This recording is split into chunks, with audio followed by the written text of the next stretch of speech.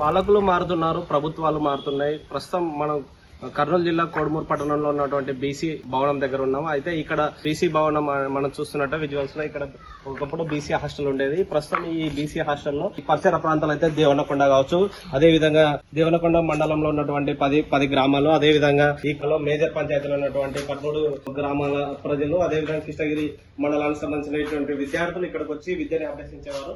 ప్రస్తుతం ఇక్కడ ఈ బిల్డింగ్ పడిపోవడం, నిరుపయోగం వలన కొంతమంది ఆకతాయిలకు అడ్డాగా మారిపోయింది. మనం చూసుకున్నట్లయితే ఈ బిల్డింగ్ లో ఆకతాయిలు మద్యం సేవించి అదే విధంగా అసాంఘిక కార్యకలాపాలకు పాల్పడుతున్నాడు. ఇదే అంశంపై మనతో మాట్లాడడానికి బీజేపీ మండల అధ్యక్షుడు మహేష్ నాయుడు గారు ఉన్నారు. బ్రదర్, చెప్పండి.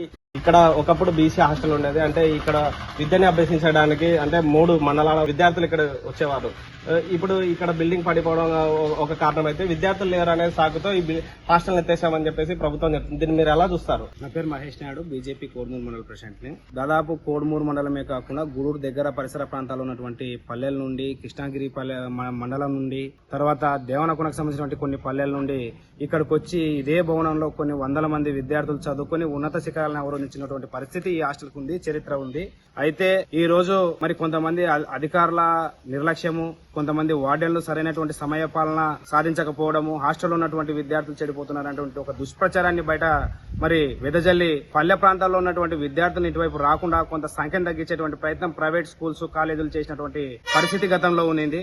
దానివల్ల సంఖ్య తగ్గడం, తర్వాత బిల్డింగ్ శిథిలావస్థకు వస్తే వెంటనే మరమ్మతులు నిర్వహించి కొత్త బిల్డింగ్ ని ఏర్పాటు చేయడం, లేదా సంబంధించినటువంటి అధికారులు కొత్త స్థలాన్ని ఏర్పాటు చేసి అందులో కొత్త భవనాన్ని నిర్మించి సరైనటువంటి వసతులు కల్పించగలిగితే మరి పూర్వ వైభవాన్ని పునరుద్ధరించుకుని కొన్ని వందల మంది విద్యార్థుల జీవితాల్ని తీర్చిదిద్దే దానికోసం కోడుమూరులో వెనుకబడినటువంటి తరగతులు, కోడుమూరు మండల పరిసర ప్రాంతాల్లో ఉన్నటువంటి విద్యార్థుల జీవితాలు మరింత ముందుకు పోయేటువంటి అవకాశాలు ఉండేటివి. ఈ రోజు ఆ పరిస్థితి లేకపోవడం వల్ల కొంతమంది విద్యార్థుల్ని తల్లిదండ్రులు ఇతర ప్రాంతాలలో ఉంచి చదివించలేక మరి ఇక్కడ లోకల్ గా వదిలేసి కూలీలకి పనులకు చేసుకునేటువంటి తల్లిదండ్రుల పిల్లలు స్కూళ్లను ఎగరగొట్టి సరైనటువంటి పరిశీలన లేక, వాళ్ళ పైన పాలన లేక మరి వాళ్ళు ఆకతాయిలుగా మారి ఇదే హాస్టల్ భవనంలో గంజాయి, మద్యం మత్తులో మగ్గుతున్నటువంటి ఎన్నో చర్యలు మేము మా కళ్ళారా చూస్తా ఉన్నాం. గతంలో రక్షణ శాఖను కూడా ఆశ్రయించాం సార్.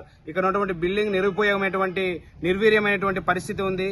ఇక్కడ ఉన్నటువంటి యువత ఈ బిల్డింగ్ ని కేంద్రంగా చేసుకుని గంజాయి మత్తులో మగ్గుతున్నారు, మందు తాగుతా ఉన్నారు, అశ్లీల కార్యక్రమాల్లో అశ్లీలమైనటువంటి వీడియోలు చూస్తా ఉన్నారు. అశ్లీల కార్యక్రమాలకి అడ్డగా మారేటువంటి పరిస్థితి ఉంది. చుట్టూ ఉన్నటువంటి కుటుంబాలు భయభ్రాంతులకు అయ్యేటువంటి పరిస్థితి ఉంది. ఒక రకమైనటువంటి సైకిక్ మెంటాలిటీ డెవలప్ అయ్యేటువంటి కేంద్రంగా మారేటువంటి పరిస్థితి ఉంది. దీనిపైన మరి దృష్టి సారించి సరైన రక్షణ చర్యలు చేపట్టండి అని చెప్పాము. 1-2 సార్లు రక్షణ శాఖ కూడా దాడులు జరిగింది. తర్వాత మేము కోరుకునేది ఏంది అంటే, వెనుకబడినటువంటి తరగతులకు సంబంధించినటువంటి జిల్లా శాఖ అధికారులు వెంటనే స్పందించి ఈ ప్రాంత విద్యార్థుల భవిష్యత్తు కోసం, యువత సరైనటువంటి మార్గంలో నడవడం కోసం ఇమ్మీడియట్ గా సంబంధించినటువంటి అధికారులని స్థలం కేటాయించమని అడిగి వెంటనే భవనాన్ని కట్టినట్టయితే విద్యార్థుల సంఖ్య తగ్గుతుందని చెప్పేసి ఒక సాకు చూపిస్తుంది. అయితే ఈ నియోజక సెగ్మెంట్ లో పాలకులు మారుతున్నారు, ప్రభుత్వాలు మారుతున్నాయి. ఈ సెగ్మెంట్ నుంటే ముఖ్యమంత్రి స్థాయి కూడా, కానీ ఈ విద్యాపరంగా ఎందుకు మారటం లేదంటారు? సంఖ్య తగ్గడం అనేది ప్రైవేట్ స్కూల్స్, కళాశాలలు చేసినటువంటి కుట్ర. ఖచ్చితంగా మరి సరైన వసతులు కల్పించి సరైన విద్య ప్రభుత్వ హాస్టల్, ప్రభుత్వ పాఠశాలల్లో లభించినప్పుడు వారి యొక్క సంఖ్య తగ్గుతుందని, వారి యొక్క లాభాలు తగ్గుతాయని చెప్పేసి ఒక రకమైనటువంటి కుట్ర పన్ని మన హాస్టల్లో సంఖ్యను తగ్గించేటువంటి ప్రయత్నం చేస్తా ఉన్నారు. అదే విధంగా వెనుకబడినటువంటి తరగతుల సంబంధించినటువంటి అధికారులు ఎవరైతే ఉన్నారో వాళ్ళు పల్లెలకు వెళ్లి విద్యార్థులను చదివించండి, సరైన వసతులు ఉన్నాయని చెప్పేసి చైతన్యపరచగలిగినప్పుడు ఖచ్చితంగా విద్యార్థుల యొక్క సంఖ్య పెరుగుతుంది. అధికారులు పట్టించుకోరు, ప్రైవేట్ పాఠశాలలు కుట్ర పన్నుతున్నాయి. ఖచ్చితంగా దీని వల్లనే సంఖ్య తగ్గిందని చెప్పేసి మేము చెప్తా ఉన్నాం. మేము సంపూర్ణంగా సంఖ్యను పెంచేదానికోసం సహకరిస్తాం. అధికారులు సరైనటువంటి నిర్ణయం తీసుకోవాలి, చైతన్యం తీసుకురావాలి, విద్యార్థుల సంఖ్యను పెంచాలి, సరైనటువంటి వసతులతో కొత్త బిల్డింగ్ ని వెంటనే నిర్మించాలని చెప్పేసి మేము కోరుతా ఉన్నాం. చూసారో విచ్చలవిడిగా ఇక్కడ అసాంఘిక కార్యక్రమాలకు పాల్పడుతున్నారని చెప్పేసి. అయితే ఈ మంది ఇక్కడ పరిసర ప్రాంతాల్లో ఇక్కడ స్కూల్ కూడా జరుగుతుంది. అయితే వీటిపైన అధికారులు దృష్టి సాధించట్లేదంట. ఖచ్చితంగా గతంలో ఉన్నటువంటి గత పాలకుల లోపమని చెప్పేసి మేము చెప్తా ఉన్నాం. గత కొన్ని సంవత్సరాలుగానే వైసీపీ గవర్నమెంట్ లో ఇది నిర్వీర్యం కావడం జరిగింది. వారు సరైనటువంటి దృష్టి సారించలేదు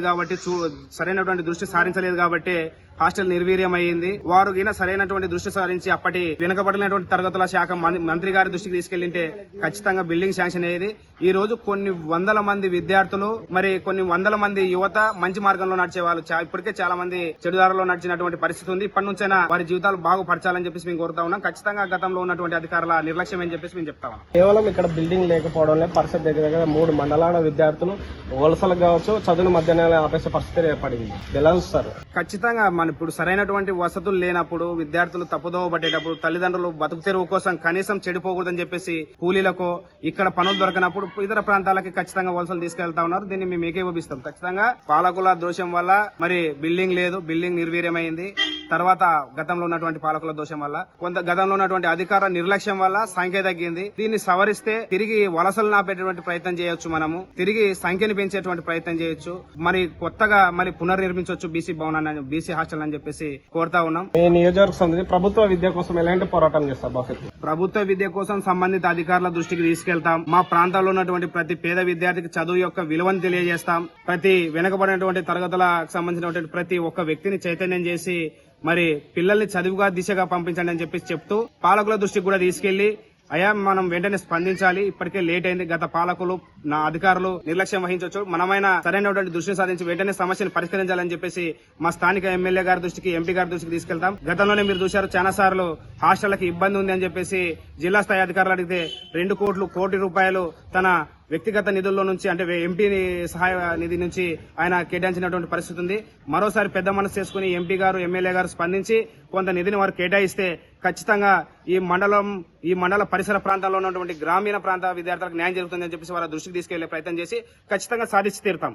విద్యాభివృద్ధి కోసం, అదేవిధంగా ఈ మండలంలో ఉన్నటువంటి విద్యార్థుల కోసం బీజేపీ పార్టీగా ముందుండి పోరాటం చేస్తాం. ఇక్కడ ఉన్నటువంటి విద్యార్థులకు న్యాయం జరిగేలా చూస్తామని చెప్పేసి తెలియదు. వీడియో జర్నలిస్ట్ నాగేశ్వరం, మధు, కర్నూలు, కోడుమూరు నుండి.